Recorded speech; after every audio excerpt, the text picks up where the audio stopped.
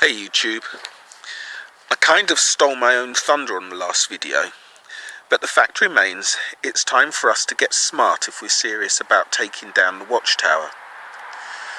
Whenever faced with a difficult challenge, it's always useful to reach for a history book where you'll find many examples of how somebody else did the same job. Then spot the commonalities and update them.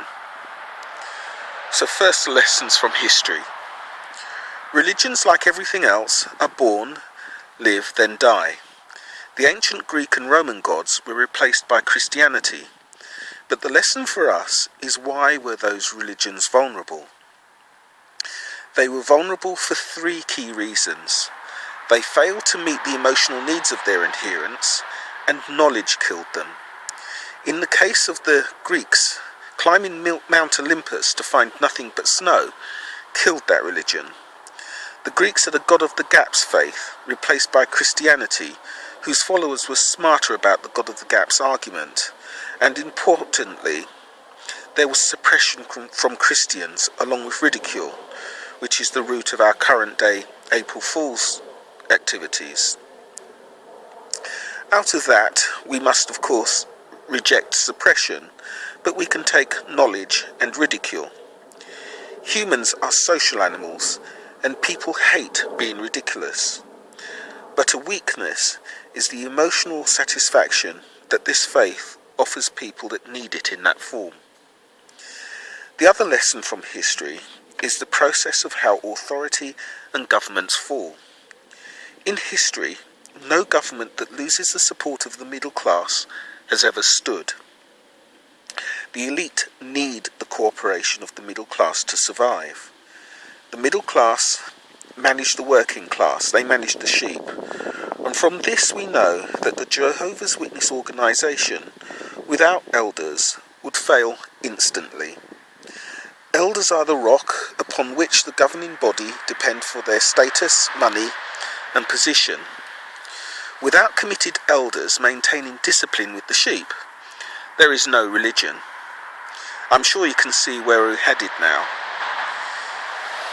We can use the internet to promote knowledge and maybe a little clever humour, but we should not underestimate the intelligence of individuals. It's only when people get together that they become dumb, which explains the numbers of meetings. Social pressure suppresses intelligence. It's proven.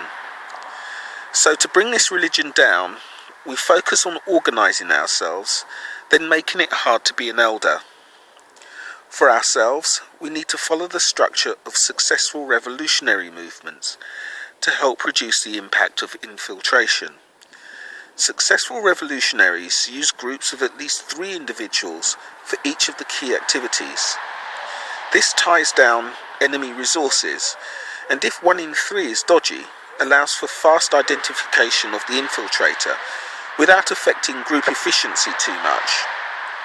There is always a coordinator to tie down, in our case, the actions of media handling, politician handling, activism and protest, fundraising, and internet campaign management, which in our case requires multilingual resources.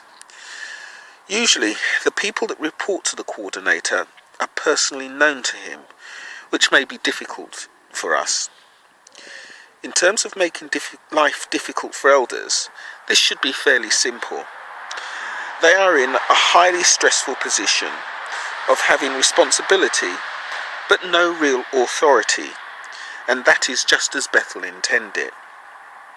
It really is the worst job in the world if you're not corrupt, and the best if you are. In everything we do, we need to ensure that the public know that the elder did it or knew about it and turned a blind eye. Elders need to be made the brunt of everything that happens on the ground, so that when the public hears the word elder, they hear child abuser or child abuser protector. They need to know that it is the elders that enforce the breakup of families and the restriction of education and the restriction of health care, and that they get sexual kicks out of interviewing teenage girls about their sex lives. If elders don't do their job, the colt falls. The sheep would be leaderless. So we need to work out why someone wants to be an elder, and then take it away from them. The Jehovah's Witnesses, of course, will counter with calls of persecution.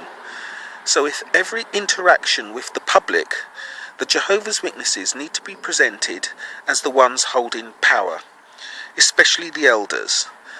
The governing body and the elders should always be presented as the powerful ones, persecuting women, children and vulnerable men, and that we are bravely standing up to them and trying to do the right thing despite their might.